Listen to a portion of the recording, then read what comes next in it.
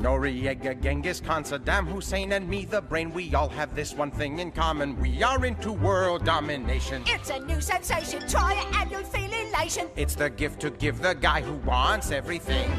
Military takeovers, Governmental makeovers. coup d'etat, let me confide. It keeps your junta occupied.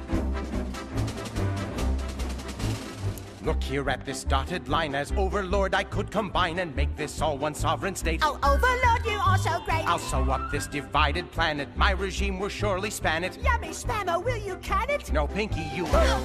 I'll learn the language if I must. You will gain the people's trust. I'll let them join my coterie. And you can buy their loyalty.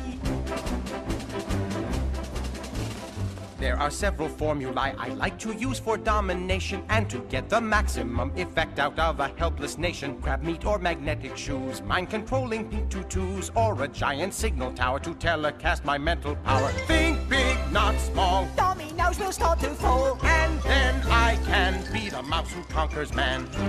So, if you have a calculator, you can be a great dictator. Let each country that you covet equal X. You're gonna love it. Multiply by why not try it? If the people start to riot, you can always say that they are just a bunch of kooks.